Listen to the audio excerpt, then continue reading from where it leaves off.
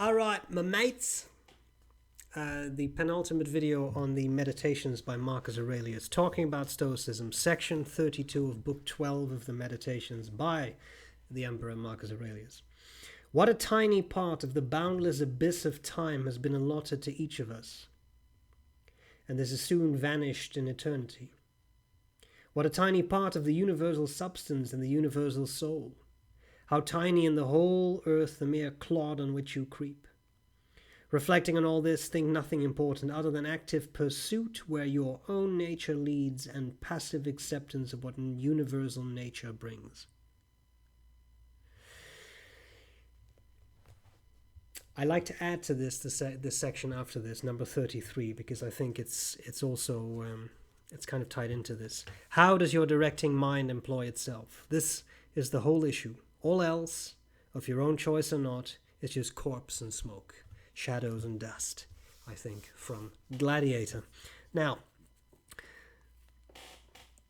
this touches on a lot of topics that I've touched on before in these videos, and I don't want to repeat myself, but sometimes I also feel that some of these concepts are complicated and are good to remind ourselves of, right? Because they, if you're like me at least, if you really try to put this in practice, and if you're watching all these close to 140 videos that I'm assuming you do, right?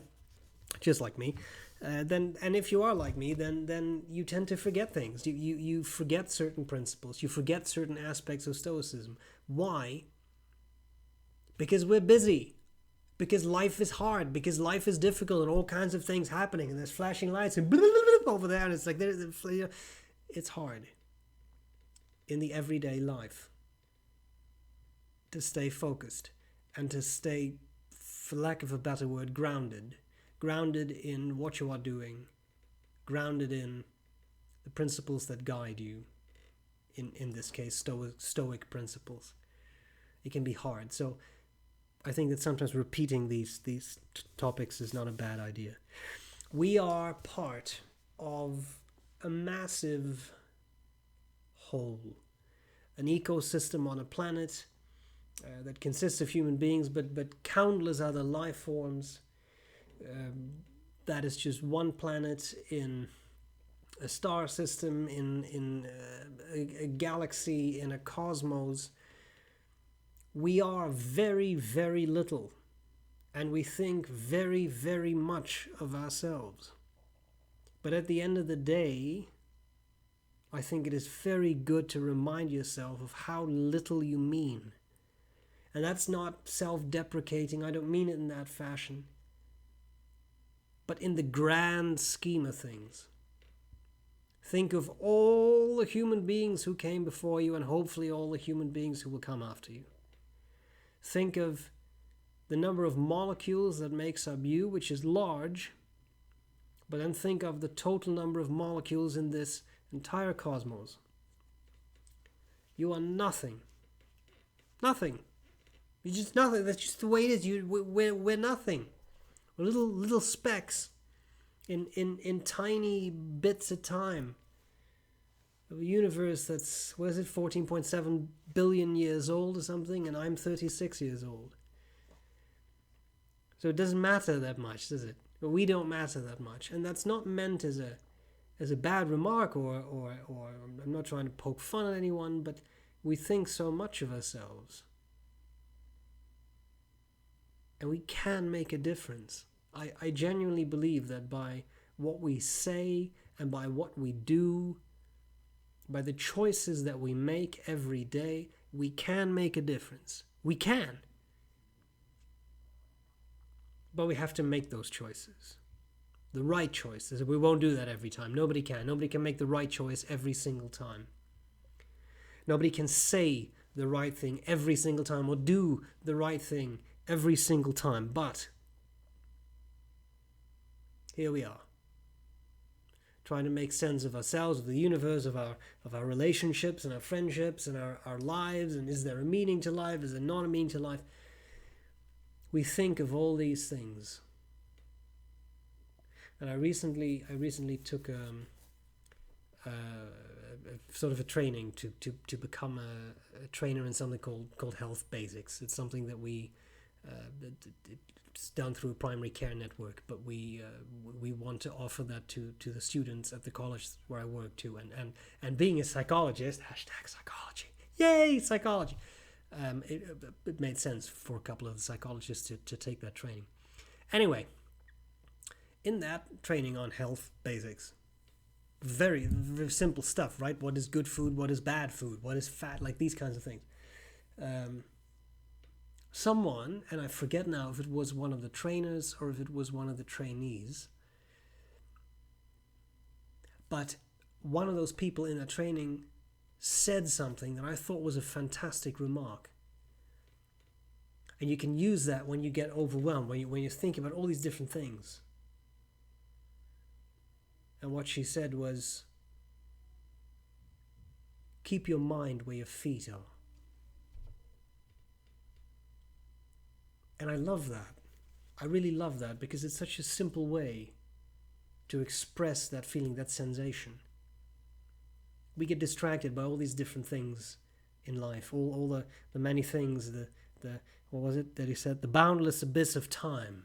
Right? We have a tiny allotment in that, but there's this huge, huge abyss of time and space. And there's all these distractions in the world. We try to do well. If you want to be a Stoic, evdaimonia, the rich and fulfilling life, do the right thing, virtue, hashtag virtue.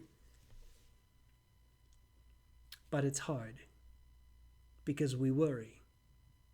That continuously distracts us. And then if we think too much about our past, then we slip into feelings of depression because we're we're looking back at things that we've typically done wrong, right? That's where the depressed feelings come from. They did this wrong, and I did that wrong, and I shouldn't have said this. That comes from looking at the past, and then you have that continuum of time. You can also look at the future, things that haven't happened yet, and if you do that too much, well, then you become anxious, because then but what if this happens, and what if that happens, and this, that, How about you try to keep your mind where your feet are? Right here, right now. I'm sitting at my desk in a bare room. There's a parking lot in front of me. There's people walking. Two people just got in their car, about to drive off. And there's all these distractions, all the things that block our path. The path to virtue, say. Doing the right thing is not always easy. Saying the right thing, not always easy. So what if, when you're distracted by all these things, when you're distracted by thinking of things from the past that are kind of haunting you, that are making you depressed, and you also get pulled into the future, thinking too far ahead of the future, and you get anxious? What if you, at that point, say, I'm going to keep my feet where my mind is. No, I'm going to keep my mind where my feet are. Could be the other way too, I guess. It would require... Anyway. What if you would try that? And then at that very moment that you feel yourself slipping down that slope, or you know exactly what I'm talking about, that slope, where you're sliding into the pit. Nobody wants to be in the pit. But we all go there sometimes. What if at that moment you interrupt those oscillations? I'm keeping my mind where my feet are, right here, right now. I'm not looking at the future. Now, you'd be remiss if you never look at the future, but don't look too far at the future, and only when you want to. You'd be remiss if you never think of your past, because your memories are in the past, and some of those memories are good. Hopefully a lot of them are good, but not too far in the past, and only when you want to. What if that's what you would try? I keep my mind where my feet are, right here, right now. And there is, for this moment, nothing outside that, because if I leave myself open to everything to come in, I will suffer. I will suffer.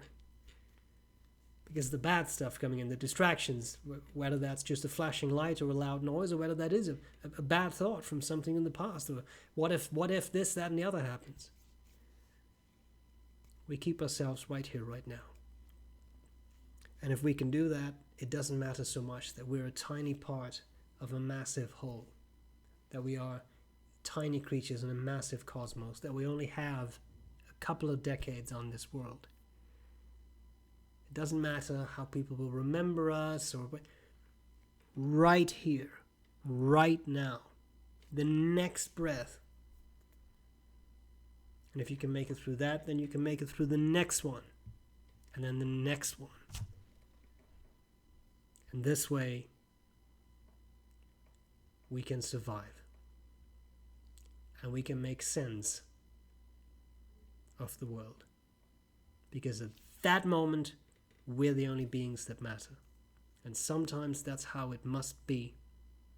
You shouldn't forget that you are part of a bigger whole, but sometimes you need to shut that down and be here, right now, right where you are. And I have found this statement, I keep my mind where my feet are. I found that to be very helpful. And again, once you feel that you're slipping down that slope, immediately throw that in and focus on what you're doing. Even if that means focus on the cup of tea that you're drinking, focus on your breathing, focus on whatever is required, but focus on that right here, right now. And I think that can make a difference. As always, I love to hear what you think. If you have tried this, let me know what happened, because I find it interesting to read those comments. And now we move on next week to the final video on the meditations of Marcus Aurelius. And I'm not done after that with the Stoic stuff, but just saying. Hope this was useful, and I'm glad to see you later. Bye!